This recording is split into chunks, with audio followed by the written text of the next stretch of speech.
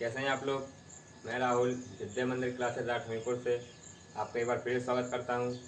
जैसा कि बच्चों आप लोग सब लोग घर पर ही हैं तो इससे अच्छा है हम ऑनलाइन क्लासेस करें, ऑनलाइन पढ़ाई करें। जैसे कि बच्चों हम लोग पिछले वीडियो में देख चुके थे कि फ्रांस की क्रांति कब हुई, किस दिन हुई, क्या कारण था। तो आइए बच्चों हम उसके बाद अब आगे पढ़ते हैं। जैसे कि बच्चों हम लोग पिछली वीडियो में जान चुके थे तो आइए अब देखते हैं। जो हम लोगों की हेडिंग है बच्चों वो है जीवन का संघर्ष, द स्ट्रगल टू सर्वाइव। यानी बच्चों वहाँ के जो फ्रांस के लोग थे उनका जीवन का संघर्ष कैसा था, उन्होंने क्या क्या सहा है। तो जो है फ्रांस की जनसंख्या सन 1715, जो बच्चों फ्रांस की जनसंख्या थी वो 1715 में 2.3 करोड़ थी। बच्चों फ्रांस की जनसंख्या 1715 में 2.3 करोड़ थी, जो बढ़कर सन 1789 में 2.8 करोड़ हो गई। तो बच्चों यहाँ देखते हैं 1715 में 2.3 करोड़ थी, जो 1789 में 2.8 करोड़ हो गई। अब इसका परिणाम क्या निकला? इसका परिणाम यह हुआ कि अनाज उत्पादन की तुलना में, यानी बच्चों अनाज उत्पादन की तुलना में उसकी मांग तेजी से बढ़ती गई और अधिकांश लोगों के मुख्य जो वहाँ की मुख्य खाद्य था वो था बच्चों पावरोटी। वहाँ के लोग पावरोटी ज़्यादा खाते थे, उसकी भी कीमत तेजी से वृद्धि हुई। जब उसकी कीमत तेजी से वृद्धि हुई, इस तरह जो कामगार वहाँ कारखानों में काम करने वाले थे वो मजदूरी करते थे। अब मजदूरी करते थे, उनका मुख्य भोजन तो यही था पावरोटी। तो मजदूरी करने के बाद बच्चों जो उनकी मजदूरी होती थी वो उनके मालिक तय करते थे। लेकिन अब मालिक ने तय की है और मजदूरी जो है महंगाई की दर से नहीं बढ़ रही थी। मतलब बच्चों महंगाई तो जरूर बढ़ रही थी पर उनकी मजदूरी में कोई सुधार नहीं आ रहा था। अब फलस्वरूप क्या हुआ, जो अमीरों गरीबों की खाई थी वो चौड़ी होती चली गई।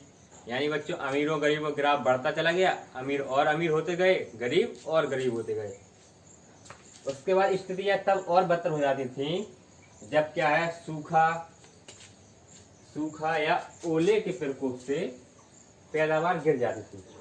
अब बच्चों जैसे आपातकालीन स्थिति हो जाती थी, सूखा पड़ गया या ओले गिर गए, जिससे क्या होता था फसलें खराब होती थी। अब फसलें खराब हो जाती थी तो उनके लिए अनाज नहीं होता था। जब अनाज नहीं होता था तो रोजी रोटी की संकट स्थिति पैदा हो जाती थी। जब बच्चों रोजी रोटी की संकट पैदा हो जाएगा, खाने पीने के लिए कुछ नहीं रहेगा, व्यक्ति का जीवन यापन नहीं होगा, जिससे जीव का संकट प्राचीन हो जाता था। यानी जीव का संकट उत्पन्न होता था। और बच्चों यह फ्रांस में काफ़ी आम था, मतलब यह होता रहता था। जैसे क्या पता इस साल वर्षा नहीं हुई, इस साल सूखा पड़ गया, अगले साल फिर ओले गिर गए, वर्षा ज़्यादा हो गई तो फसल खराब हो गई, जिससे वहाँ की जीविका में बाधा उत्पन्न होती थी, अनाज नहीं उत्पन्न होता था। आइए बच्चों अगली हेडिंग के बारे में देखते हैं। जो बच्चों हम लोग की अगली हेडिंग है वो है मध्यम वर्ग ने विशेष अधिकारों के अंत की कल्पना की। मतलब बच्चों जो मध्यम वर्ग के लोग थे उन्होंने अपने अधिकारों की कल्पना की। हम लोग इसको इंग्लिश में पढ़ेंगे, a growing middle class envisages an end to privileges। तो बच्चे इसमें जो है पहले भी कर बढ़ने एवं अकाल के समय किसान और कामगार विद्रोह कर चुके थे।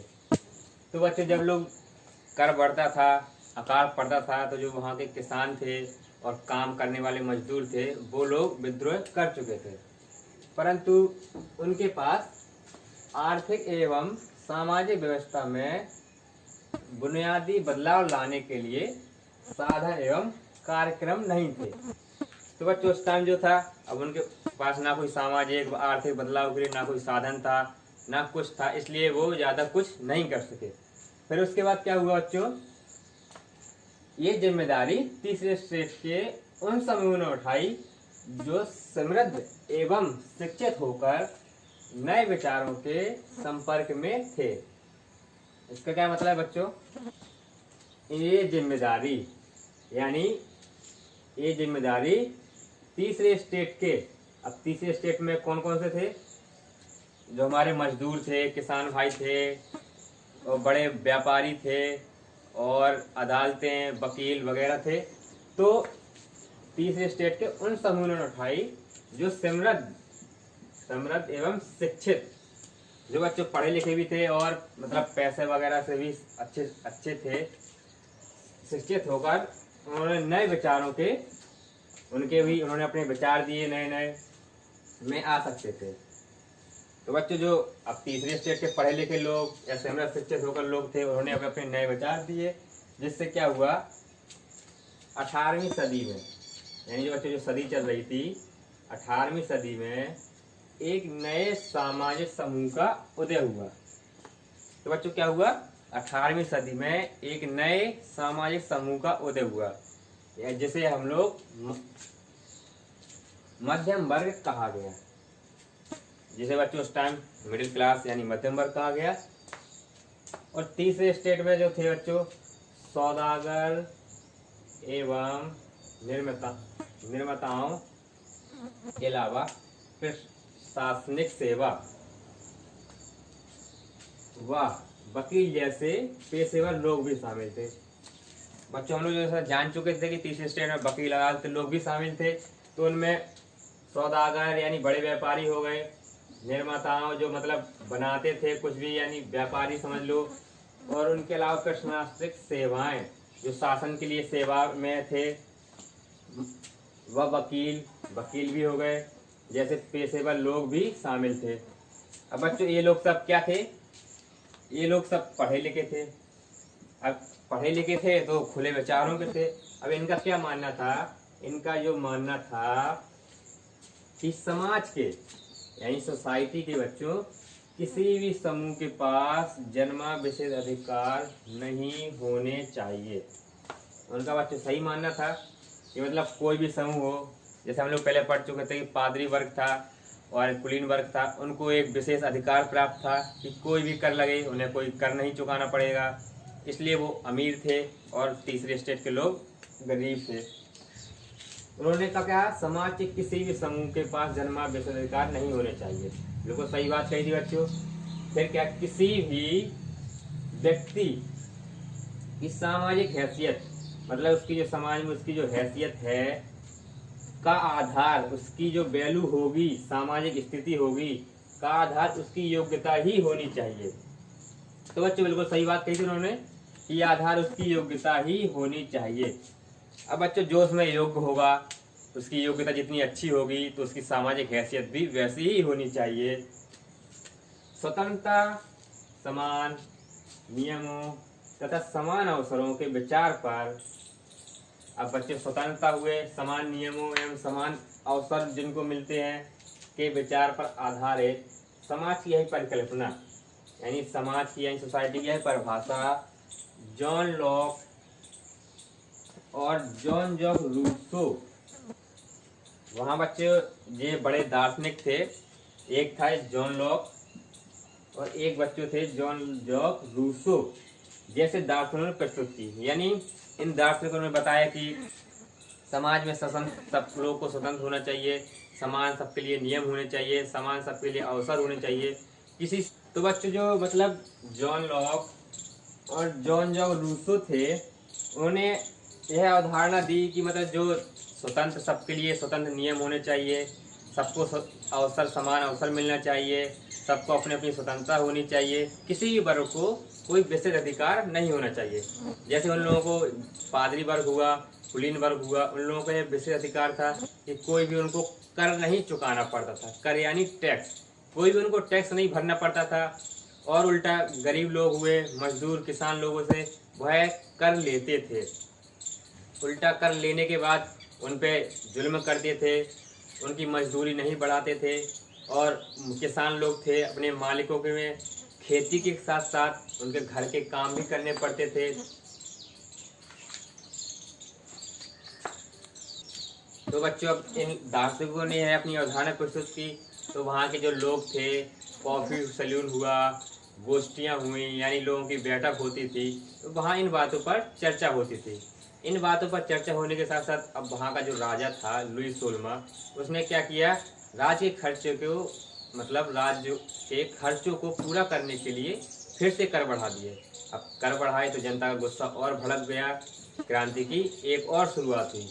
आइए बच्चों हम उसके आगे देखते हैं। अब जो बच्चों हम लोग अगली हेडिंग है वो है क्रांति का प्रकोप, यानी क्रांति का क्या प्रभाव पड़ा।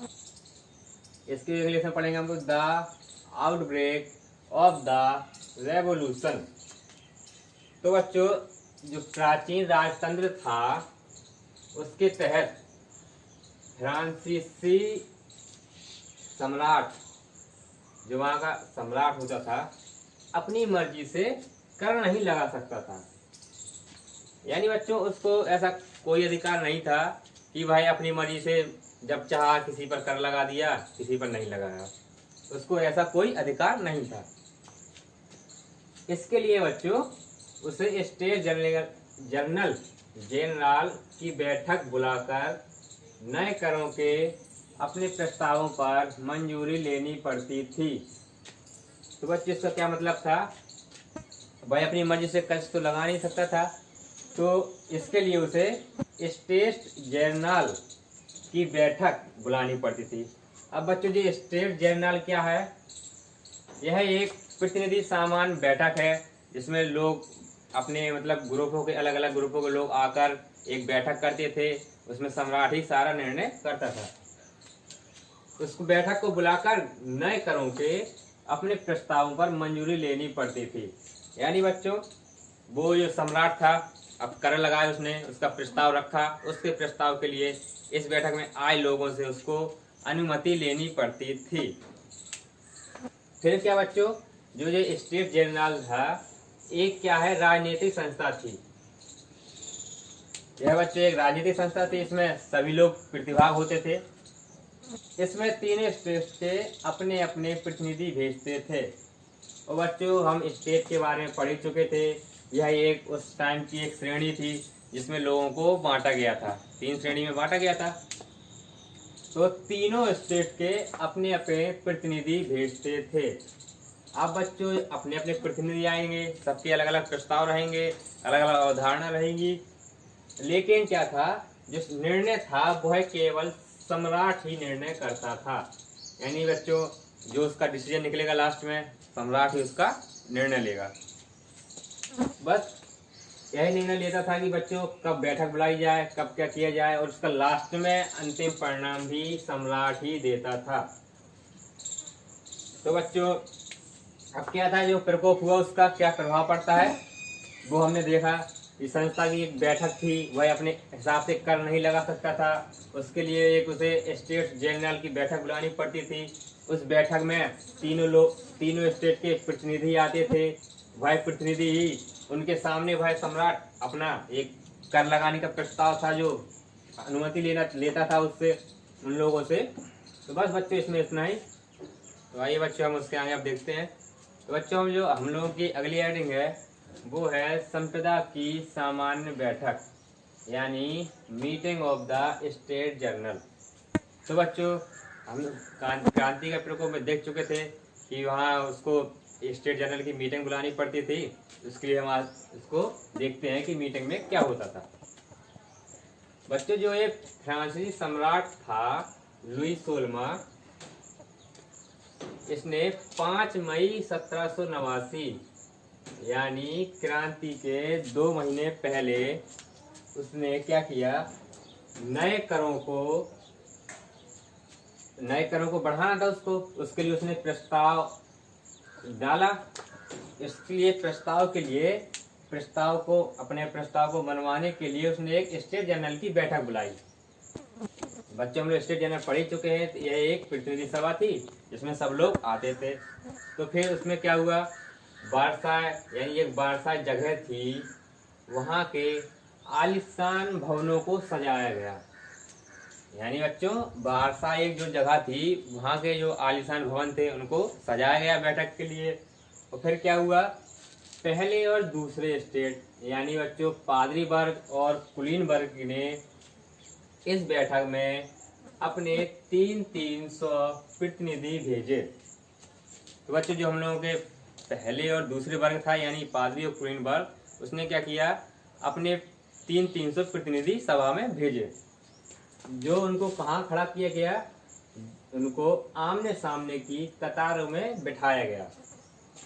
तो बच्चों वहां उनको आमने सामने की कतारों में बिठाया गया। तो बच्चों जो मतलब पहला और दूसरा वर्ग था यानी पादरी कुलीन वर्ग, उसने क्या किया, अपने 300 प्रतिनिधि भेजे, और जो भेजे प्रतिनिधि तो उनको कहाँ, आमने सामने की कतारों में बैठाया गया।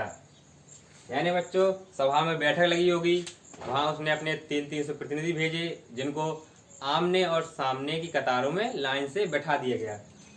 फिर जो हम लोगों का बच्चों तीसरा स्टेट था, तीसरे स्टेट में व्यापारी, वकील, किसान वगैरह थे, उसको क्या हुआ, उनके जो 600 प्रतिनिधि आए, उन्होंने भी अपने 600 प्रतिनिधि को भेजा।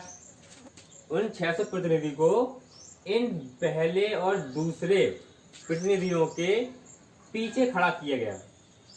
अब बच्चों, अब पहले और दूसरे प्रतिनिधि यानी पादरी कुलीन वर्ग के थोड़े बड़े लोग थे, अमीर लोग थे, और जो तीसरे स्टेट के 600 प्रतिनिधि थे वो थोड़ा मतलब गरीब मान लो थे। तो उनको क्या किया गया, पहले और दूसरे स्टेट के पीछे खड़ा किया गया। मतलब बच्चों उनको बैठाया नहीं गया, और जो पहले और दूसरे थे उनको आमने सामने आराम से बैठाया गया, और इन लोगों को उनके पीछे खड़ा किया गया। और फिर क्या हुआ, उनको पीछे खड़ा किया गया। अब तीसरे स्टेट का जो प्रतिनिधित्व था, यानी उसका प्रतिनिधि कौन कर रहा था, अपेक्षाकृत समृद्ध यानी पढ़े लिखे अच्छे एवं शिक्षित वर्ग। शिक्षित वर्ग तो इसमें तो पढ़े लिखे आ जाएगा, और ये समृद्ध थे यानी खुशहाल, कुछ भी मतलब बड़े लोग समझ लो, कर रहे थे। अब क्या था, तीसरे स्टेट का प्रतिनिधित्व अपेक्षाकृत समृद्ध एवं शिक्षित वर्ग कर रहे थे। तो बच्चों अब ये लोग इनका प्रतिनिधित्व कर रहे थे। फिर क्या है, किसानों, औरतों एवं कारीगरों। अब बच्चों ये तो सब तीसरे स्टेट में ही आते थे, किसान और कारीगर, और ये औरतें तो तीनों वर्ग में यानी तीनों स्टेट में हो सकती हैं। इनको क्या था, सभा में प्रवेश वर्जित था। क्या था बच्चों, इन लोगों को सभा में प्रवेश नहीं करने दिया जाता था। यानी सम्राट होता था, और पहले और दूसरे स्टेट के 300 प्रतिनिधि होते थे, और तीसरे स्टेट के भी 600 प्रतिनिधि होते थे, जिनमें किसान, औरतों और कारीगरों को प्रवेश नहीं करने दिया जाता था। ये क्या था, लगभग 40,000 यानी बच्चों लगभग 40,000 पत्रों के माध्यम से उनकी शिकायतें एवं मांगों की सूची बनाई गई। तो बच्चों क्या किया, 40,000 पत्र हुए, उसमें उनकी मांगों की सारी सूची बनाई गई कि क्या करना है। पहले सूची बनाने के बाद उनका प्रतिनिधि जिसे अपने साथ लेकर आए थे, यानी जो उनका प्रतिनिधित्व कर रहे थे बच्चों, वो यह पत्र यानी सूची बनाकर अपने साथ लेकर आए थे। उसके बाद स्टेट जर्नल के नियमों के अनुसार, जो स्टेट जर्नल मीटिंग थी, उसके नियम क्या थे, उसके नियम के अनुसार प्रत्येक वर्ग का एक मत देने का अधिकार था। यानी बच्चों स्टेट जर्नल के जो मीटिंग थी उसके अनुसार क्या था, प्रत्येक वर्ग यानी प्रथम वर्ग, दूसरा वर्ग, तृतीय वर्ग, तीनों को एक मत देने का अधिकार था। तो बच्चों इससे क्या है, पहला और दूसरा वर्ग तो मतलब बड़े लोगों का था, तो उनका एक एक मत, 2 मत हो जाएंगे। और जो बच्चों जो तीसरा स्टेट था, गरीब लोगों का यानी किसान वगैरह, पढ़े लिखे लोग थोड़े बहुत थे उसमें, वकील, तो क्या था, उनको एक मत देने का अधिकार था। और इन लोगों को इनके 2 मत हो जाते हैं, उनका 1 मत। तो इससे क्या था, तीसरे जो वर्ग थे यानी उनके प्रतिनिधियों ने एक मांग रखी। क्या मांग रखी, देखते हैं बच्चों। ये मांग रखी कि अब की बार यानी इस बार पूरी सभा द्वारा मतदान कराया जाना चाहिए। यानी बच्चों क्या हुआ कि तीसरे वर्ग के प्रतिनिधियों ने अब की बार यह मांग रखी कि प्रत्येक वर्ग के तो बच्चों तीसरे वर्ग के जो प्रतिनिधि थे, उन्होंने यह मांग रखी कि अब की बार पूरी सभा द्वारा मतदान कराना जाना चाहिए। यानी बच्चों उन्होंने क्या मांग रखी कि पूरी सभा यानी 300 उन लोग थे, जो इस साइड बैठे थे, 300 इस साइड बैठे थे और 600 लोग तीसरे वर्ग थे, उनका पूरी सभा में सबसे मतदान कराना जाए, यानी पूरी सभा द्वारा मतदान हो। इससे क्या होगा, सब लोग अपना अपना मत दे सकेंगे। तो जिससे प्रत्येक सदस्य को, यानी जो वहां मौजूद थे जितने भी सदस्य थे, सबको एक मत देने का अधिकार होगा। तो बच्चों, उन्होंने बिल्कुल सही कहा था कि जो प्रतिनिधि हैं, प्रत्येक वर्ग एक मत देने का अधिकार जो था उनका। अब की बार क्या मांग रखी कि पूरी सभा द्वारा मतदान हो, यानी जो सभा थी, जितने भी लोग सभा में थे, सबसे मतदान कराना जाए, जिससे प्रत्येक सदस्य को मत देने का अधिकार होगा। अब यह क्या था, यह एक लोकतांत्रिक सिद्धांत था। तो बच्चों क्या था, यह एक लोकतांत्रिक सिद्धांत क्या था कि प्रत्येक वर्ग में प्रत्येक सभा को पूरी सभा का मतदान कराया जाए, यानी पूरी सभा द्वारा मतदान कराया जाए। यह एक क्या था, लोकतांत्रिक सिद्धांत था, जिसे मिसाल के तौर पर रूसो एक बहुत बड़ा दार्शनिक था, रूसो ने अपनी पुस्तक द सोशल कॉन्ट्रैक्ट, यानी जो उसकी पुस्तक थी द सोशल कॉन्ट्रैक्ट में उसने प्रस्तुत किया। क्या किया उसने, यह जो एक लोकतांत्रिक सिद्धांत था, जिसे मिसाल के तौर पर रूसो जो एक बहुत बड़ा दार्शनिक था, उसने अपनी पुस्तक द सोशल कॉन्ट्रैक्ट में प्रस्तुत किया था। सही था ये सिद्धांत। और फिर क्या था, अब जब तीसरे वर्ग के लोगों ने यह सब प्रस्ताव रखा, तो जो सम्राट था उसने इस प्रस्ताव को क्या किया, अस्वीकार कर दिया। अब जब इस प्रस्ताव को अस्वीकार किया गया, तो तीसरे स्टेट के जो लोग थे वह नाराज हुए और उन्होंने क्या किया, तीसरे स्टेट के जितने भी प्रतिनिधि थे, विरोध करते हुए सभा से बाहर चले गए। यानी बच्चों, सम्राट ने उनके प्रस्ताव को अस्वीकार किया, जिससे जो तीसरे वर्ग के लोग थे बहुत क्रोधित हुए और इसका विरोध करते हुए वह सभा से बाहर चले गए। बच्चों, हम लोग जो यहाँ देख चुके हैं, जो सामान्य बैठक हुई, उसका फिर निर्णय लिया गया। अब क्या हुआ, तीसरे वर्ग के लोग क्रोधित होकर विरोध जताते हुए सभा से बाहर चले गए। फिर उसके बाद उनका परिणाम क्या हुआ, उन्होंने एक टेनिस कोर्ट होता था, वहां उन्हें अपना प्रस्ताव दिया और सभा की, जैसा कि हम लोग अब इसके बारे में हम लोग अगली वीडियो में बात करेंगे। तो बच्चों, हमारे चैनल को सब्सक्राइब करें, लाइक करें और शेयर करें। धन्यवाद।